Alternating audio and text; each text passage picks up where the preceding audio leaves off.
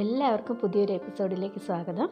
ഇന്ന് ഞാൻ വന്നിട്ടുള്ളത് നമ്മളെ ഇഡ്ഡലിയുടെ കൂടെയും ദോശയുടെ കൂടെയൊക്കെ കഴിക്കാൻ പറ്റിയിട്ടുള്ള നല്ലൊരു പൊടിയാണ് കേട്ടോ. അത് ഉഴുന്നുപൊടിയാണ്. എനിക്ക് വളരെ ഇഷ്ടമുള്ളൊരു പൊടിയാണ് കേട്ടോ.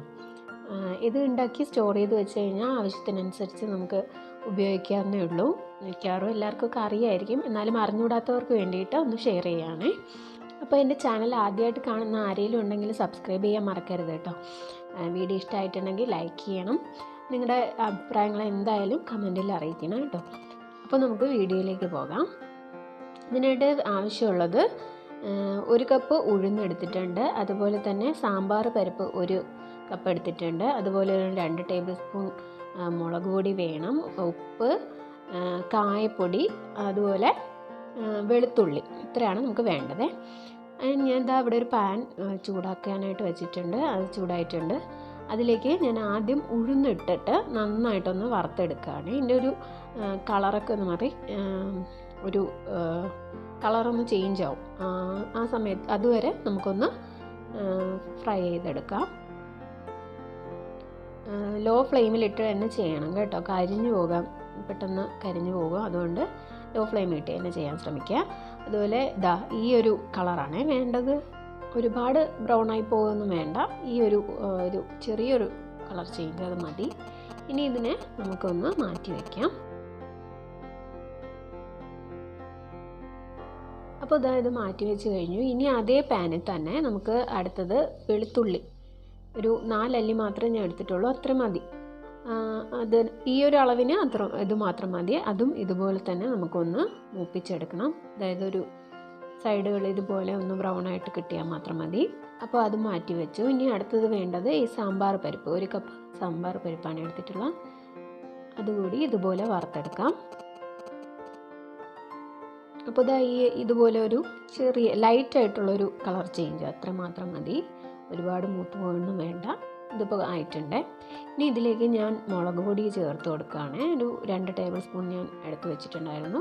ആ മുളക് പൊടിയോട് ചേർത്ത് നന്നായിട്ടൊന്ന് വറുത്തെടുക്കാം. അപ്പോൾ ഇതെല്ലാം ഞാൻ ലോ ഫ്ലെയിമിൽ ഇട്ട് തന്നെയാണ് ചെയ്തിട്ടിരിക്കുന്നത്. അപ്പോൾ നിങ്ങളും അങ്ങനെ തന്നെ ചെയ്യാൻ ശ്രദ്ധിക്കണം കേട്ടോ. അല്ലാന്നുണ്ടെങ്കിൽ പെട്ടെന്ന് കരിഞ്ഞു പോകും. മുളക് പൊടിയൊക്കെ ചേർക്കുന്ന സമയത്ത് അറിയാമല്ലോ, കരിഞ്ഞു പോകാനുള്ള സാധ്യത ഒരുപാടുണ്ട്. അതുകൊണ്ട് എല്ലാവരും അതൊന്ന് ശ്രദ്ധിച്ചേക്കണേ. അപ്പോൾ നമ്മുടെ മുളക് പൊടിയും ഒക്കെ നന്നായിട്ടൊന്ന് മൂത്ത് വന്നിട്ടുണ്ട്. ഇനി ഈ സമയത്ത് നമുക്ക് ഇതിലേക്ക് കായപ്പൊടി, ഇതിപ്പോൾ ഒരു 1/2 ടേബിൾ സ്പൂൺ കായപ്പൊടിയാണ് മാത്രമാണ് ചേർത്തിട്ടുള്ളത്. അതുപോലെ തന്നെ ഉപ്പ് ആവശ്യത്തിന് ചേർത്ത് കൊടുക്കാം. ഇവിടെ ഞാൻ 1 ടേബിൾ സ്പൂൺ ഉപ്പാണ് ചേർത്തിട്ടുള്ളത്. നിങ്ങളുടെ ഉപ്പിൻ്റെ കണക്കനുസരിച്ച് ചേർത്ത് കൊടുക്കാം. അതിനുശേഷം നമ്മൾ നേരത്തെ മാറ്റി വെച്ചിരുന്ന ഉഴുന്നും വെളുത്തുള്ളിയും കൂടിയിട്ട് ഇതിലേക്ക് ചേർത്ത് അതും കൂടി മിക്സ് ചെയ്തെടുക്കാം കേട്ടോ. ഇത് ഉണ്ടാക്കി വെച്ച് കഴിഞ്ഞാൽ ഇത് പെട്ടെന്ന് നമുക്ക് മടിയുള്ളൊരു ദിവസമൊക്കെ രാവിലേക്ക് പെട്ടെന്ന് കറി ഉണ്ടാക്കണ്ട എന്ന് തോന്നുമ്പോൾ ഇതൊന്ന് എടുത്ത് വെച്ച് കഴിച്ചാൽ മാത്രം മതി. അപ്പോൾ ഇതായിക്കഴിഞ്ഞു. ഇനി ഇത് തണുക്കാനായിട്ട് മാറ്റി വയ്ക്കാം. ഈ പാനിൽ തന്നെ വെച്ച് കഴിഞ്ഞാൽ പൊടികൾ ചിലപ്പോൾ അതിൻ്റെ ചൂട് കാരണം കരിഞ്ഞു പോകാൻ സാധ്യതയുണ്ട്. അതുകൊണ്ട് മറ്റൊരു പാത്രത്തിലേക്ക് മാറ്റി വയ്ക്കണം കേട്ടോ. അപ്പോൾ ഇനി ഇത് നമുക്കൊന്ന് തണുക്കാനായിട്ട് മാറ്റി വയ്ക്കാം.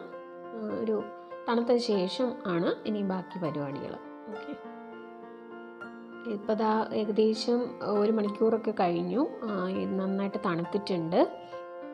ഇനി നമുക്കിതൊരു മിക്സി ജാറിലേക്ക് ഇട്ടൊന്ന് പൊടിച്ചെടുക്കണം കേട്ടോ. ഞാൻ ഈ ചെറിയ ജാറാണ് എടുക്കുന്നത്, അപ്പോൾ നന്നായിട്ട് പൊടിഞ്ഞ് കിട്ടും. ചെറിയ ജാറ് എടുക്കുന്നതായിരിക്കും കേട്ടോ നല്ലത്.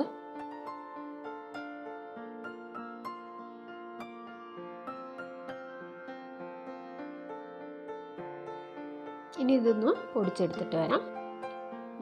നന്നായിട്ട് പൊടിഞ്ഞ് വന്നിട്ടുണ്ട്. ഇതുപോലെ ആണ് വേണ്ടത് കേട്ടോ. ഒറ്റ പ്രാവശ്യം ഇട്ടിട്ടേ ഉള്ളൂ കേട്ടോ. ഈ ചെറിയ ജാറിൽ 1 പ്രാവശ്യം ഇടാൻ മാത്രമേ ഉണ്ടായിരുന്നുള്ളൂ. നല്ല ഫൈനായിട്ട് പൊടിഞ്ഞിട്ടുണ്ട്. ഒരു ശകലവും തരിയില്ലാതെ വേണം പൊടിഞ്ഞ് കിട്ടാനായിട്ട്.